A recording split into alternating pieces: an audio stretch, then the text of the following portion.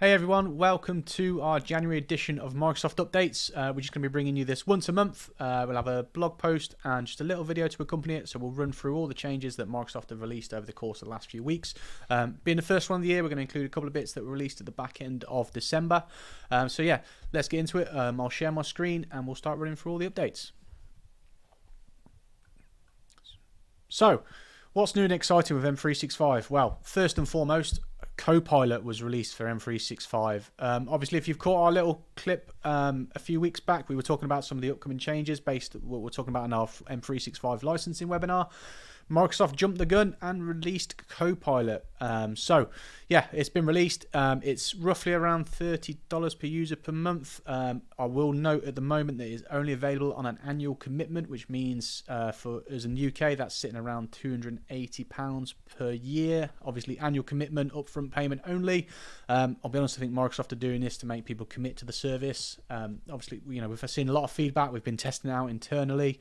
Some really good applications and use cases. You got to take a bit of time to learn how to work with prompts and things like that. So yeah, obviously if anyone's interested, feel free to reach out. We can sort of arrange some licensing, maybe give you guys a demo. But what I'll do is I'll take a quick demo and pull up Word at the moment and just show you what it can do for you, how it can really benefit the business. So let's just pull up Word. So what we've got here is Microsoft Word, like everyone would know, brand new document.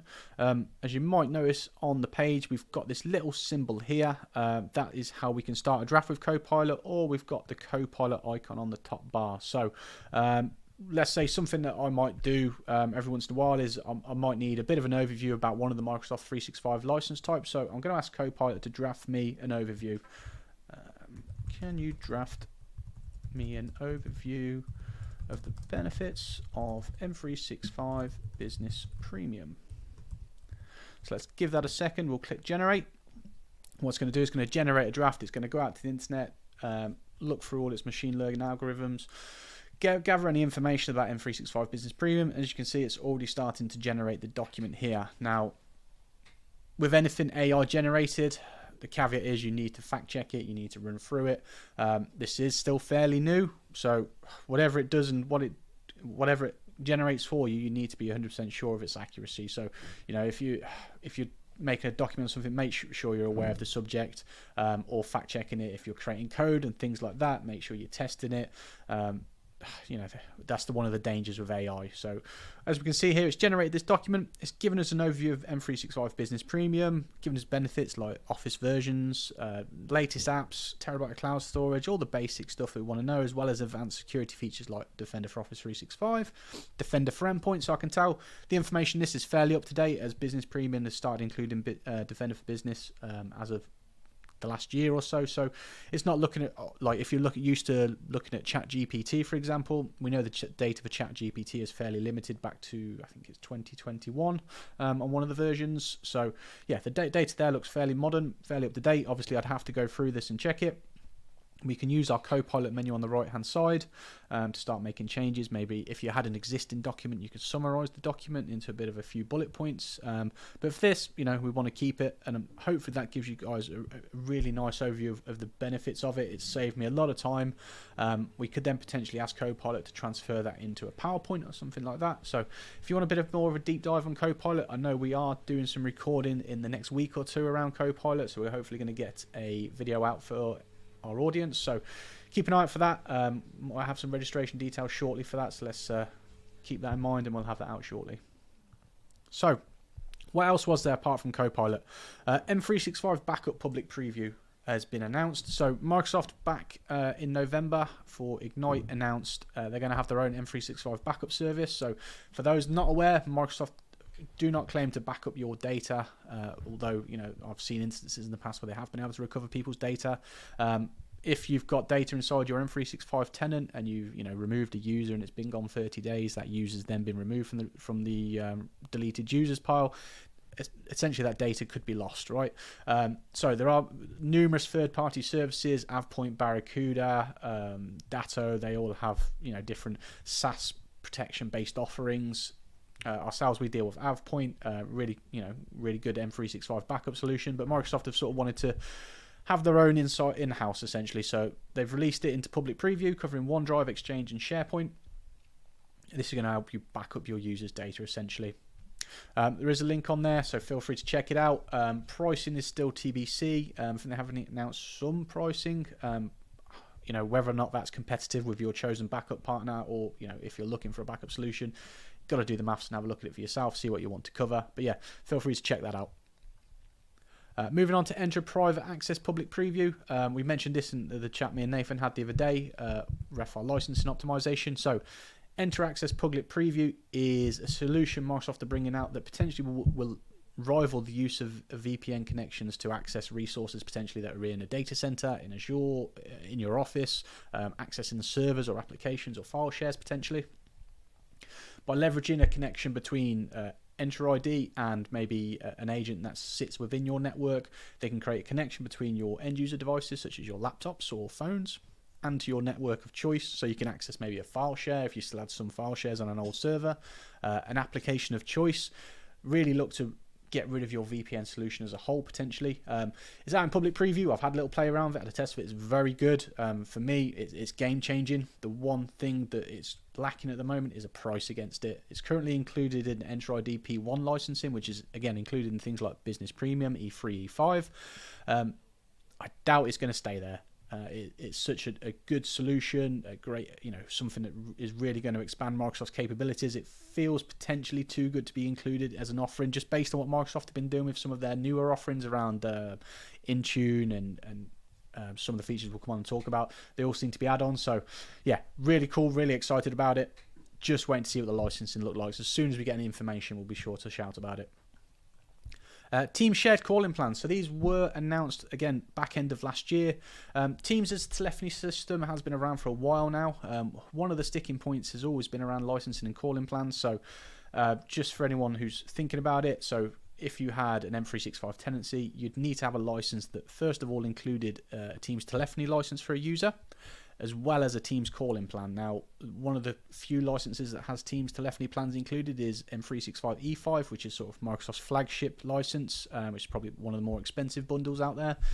You can buy the standalone Teams telephony licenses, but you will need a calling plan for either of those solutions. So a lot of businesses, much like ourselves, we don't always have a lot of users that do a lot of outbound dialing. A lot of our calls are generally inbound, the occasional outbound.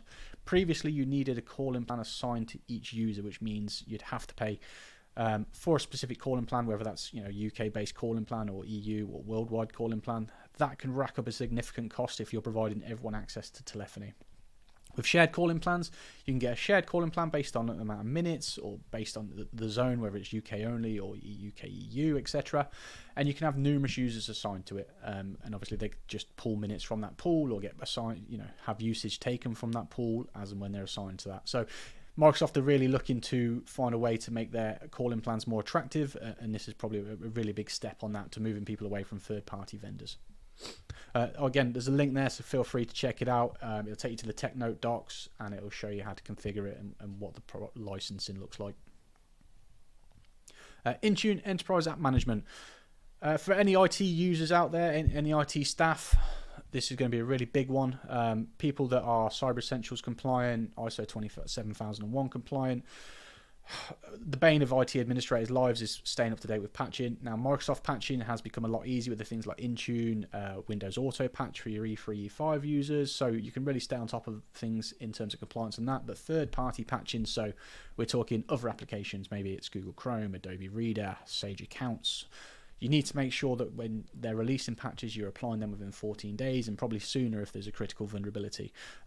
Now, there are third-party solutions out there, such as the likes of Patch My PC and things like that, to assist organizations.